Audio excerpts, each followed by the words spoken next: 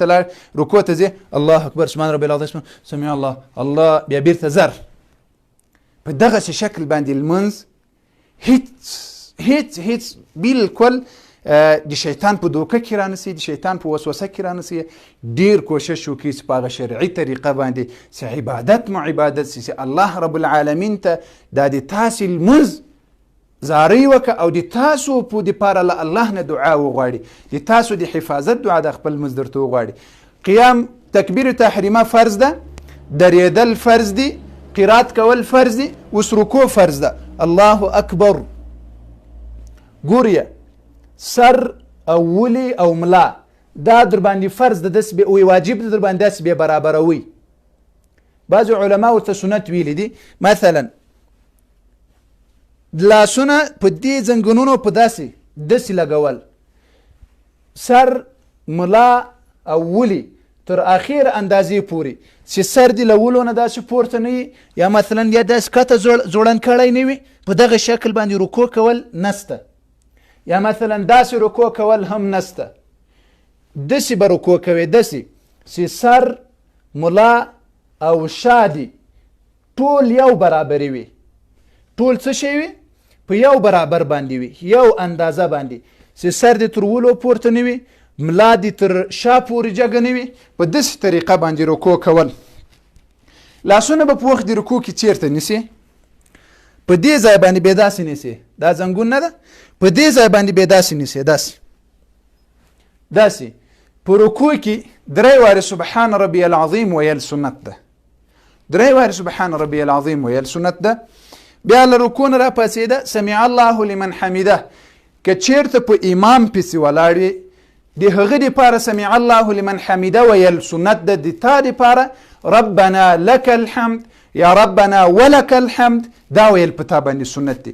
ربنا لك الحمد درته اسانو، ربنا ولك الحمد درته اسانو، اللهم ربنا لك الحمد درته اسانو، اللهم ربنا ولك الحمد درته اسانو. دا څلور سره صيغو باندې ته کولی سي ربنا لك الحمد وایې، حمد ویل سمع الله لمن حمده نه ورست. اوس رکوع خلاصه سوه، دا څلرم فرض ده په لمانځه کې، چې رکن د لمانځه ده، په داخل د لمانځه کې ارکان خو مو زده کړل، دا څلرم رکن ده. که دا رکوع درنه پاته سوله لمونځ دې نه صحیح کېږي، لمونځ به بیرته له سره راګرځوي. ګورئ د فرضونو زه به کښېنم په پښو باندې وچ شم، سجدې به بیا وروسته درته وایم. عزتمن ورونو په لمانځه کې چې کوم فرضونه دي، کله چانه قصدن پاته سي او یا سهون پاته سي په سجده سهوه باندې نه راګرځي.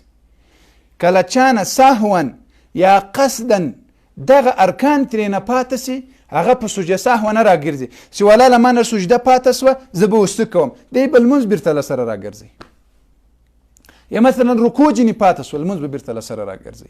سجده سهوه په فرضو کې نسته، که قصدن در نه پاته سي که سهون در نه پاته سي لمونځ به بیرته له سره راګرځوي. ښه څلرم رکن خو خلاص سو، څلرم رکن اوس ګورئ څلرم رکن خلاص سو چې رکوع ده سمع الله لمن حمده. ګورئ څومره سمع الله لمن حمده، دا ټول لمونځ چې ښه په طبیعت ښه په احتیاط باندې یې وکړي، له تاسو به 5 دقیقې واخلي. ګورئ سبحان ربي العظیم سبحان ربي العظیم سبحان ربي العظیم 3 وارې، سمع الله لمن حمده ربنا لك الحمد، دومره اندازه دا قومه کول واجب ده. داسې نه سمع الله لمن حمده الله اکبر یا دا کول نسته. سمع الله لمن حمده ربنا لك الحمد، کله چې د ټول اندامونه په قرار باندې سو بیا له هغه وروسته چیرته ځه؟ سجدې ته ځه. الله اکبر کله چې سجدې ته ځې، ګورئ کله چې سجدې ته ځې په کومه طریقه باندې به ځئ؟